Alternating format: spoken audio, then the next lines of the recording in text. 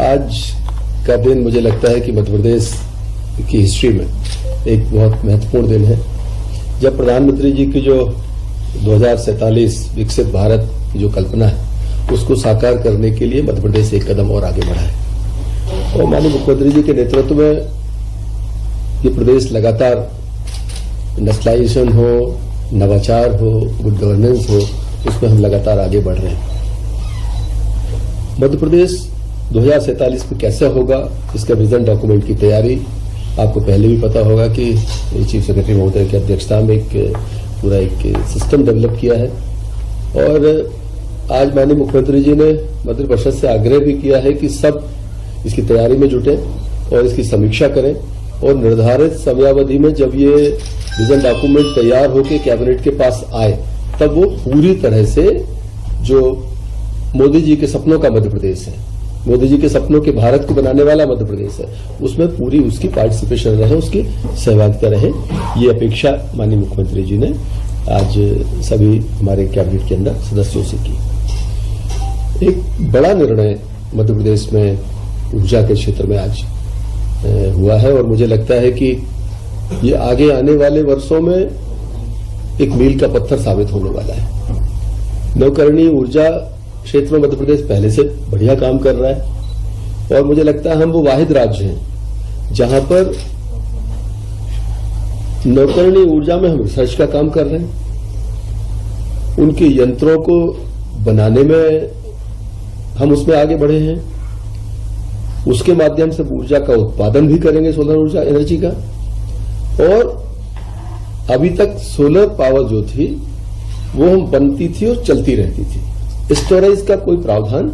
उसमें था नहीं। मध्य प्रदेश पहला राज्य है जो मुरैना में सोलर पावर को स्टोरेज करने की क्षमता को विकसित करने जा रहा है। मुझे लगता है ये देश में एक महत्वपूर्ण निर्णय मध्य प्रदेश में किया है और माननीय मुख्यमंत्री जी को तो मैं विशेष रूप से बधाई देना चाहता हूं। उनके नेतृत्व में हम इस दिशा में सरकार आगे बढ़ रही है। एक बड़ा निर्णय आज और हुआ है। मुझे लगता है आज का दिन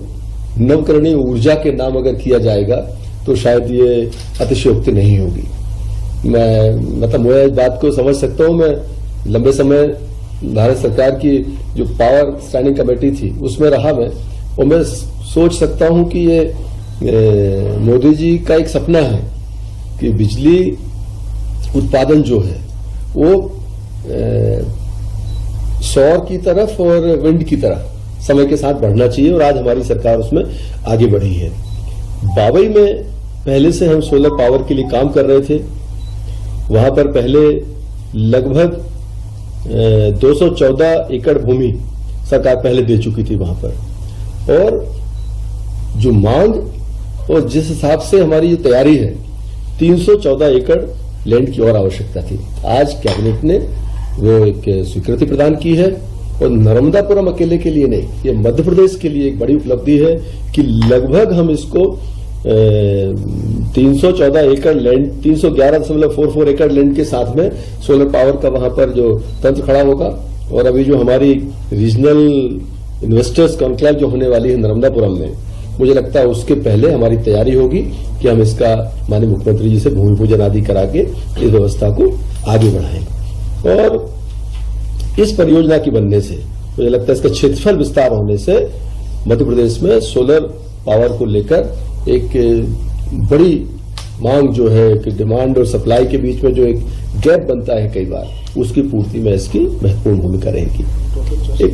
हमारा एक भोरी भोपाल जिले में, इसमें भी भूमि आवंटन की और आवश्यकता थी, तो आज जो है इसको लगभग 21.494 हेक्टेयर भूमि नवीकरणीय ऊर्जा के लिए आज हस्तांतरण करने के लिए भी एक अप्रूवल हमारी सरकार ने दिया है। और NITSER का जो अधिनियम के तहत 2008 में की गई थी, संस्थान विशुद्ध एवं अनुप्रयुक्त विज्ञान में अनुसंधान के क्षेत्र में विश्वस्तरीय एवं उत्कृष्ट कार्य कर रहा है। प्रस्तावित अनुसंधान केंद्र का प्रमुख उद्देश्य सोलर सेल की दक्षता में वृद्धि करना, ऊर्जा के नुकसान को कम करने के अलावा पवन ऊर्जा सहित नवकरणीय ऊर्जा के अन्य स्रोतों में विश्व स्तरीय अनुसंधान को बढ़ावा देना है। इसमें मुझे लगता है कि आज की स्वीकृति के कारण इसमें बड़ा लाभ मिलने वाला है। तीसरा एक बड़ा निर्णय जो आज यहाँ पर हुआ है कि जब हमारी सरकार माननीय प्रधानमंत्री जी के नेतृत्व में तीसरी बार एनडीए की सरकार बनी, तो प्रधानमंत्री जी ने, अगर मैं तारीख समझ पा रहा हूं, शायद अगस्त की तारीख में भारत सरकार ने अपनी कैबिनेट में देश के अंदर आवास योजना 3 करोड़ नए आवास, 2 करोड़ ग्रामीण क्षेत्र में, 1 करोड़ शहरी क्षेत्र में जो आवास बनाने का एक कैबिनेट अप्रूवल देश में आया था। मध्य प्रदेश को भी उसमें लक्ष्य मिला है और आज हमारी मंत्रिपरिषद ने माननीय मुख्यमंत्री जी के नेतृत्व में उसको भी अप्रूव किया है कि आगे आने वाले समय में हमारी जो आवास की योजना है उस पर भी शहरी और ग्रामीण क्षेत्रों में समान रूप से लोगों को लाभ मिलेगा और स्वयं की भूमि पर लगभग 2.5 लाख रुपए सरकार उसमें देने वाली है। और आवास के क्षेत्र में पैसा जाने से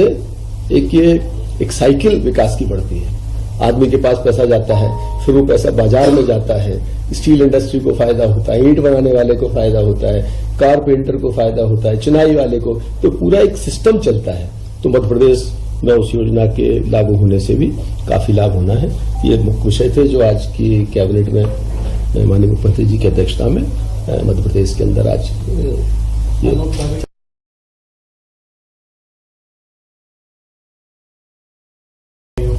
नहीं, अनौपचारिक जैसी कोई बात नहीं है। आज चूंकि माननीय उपराष्ट्रपति जी का उज्जैन प्रवास है तो माननीय मुख्यमंत्री जी उनके स्वागत और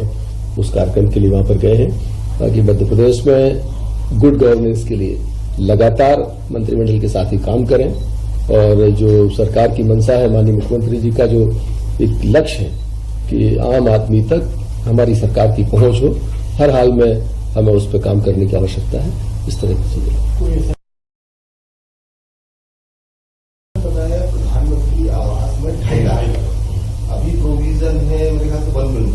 नहीं, इसमें शहरी क्षेत्र में 2.5 लाख रुपए है और ग्रामीण क्षेत्र में 135.15 हजार रुपए देते हैं हम उनकी मजदूरी का, मनरेगा से। तो 1,35,000 रुपए सीधा हितग्राही को मिलता है। अगर वो मजदूरी करना चाहता है तो 15,000 रुपए मजदूरी की एवज में उसको प्रदान किया जाता है।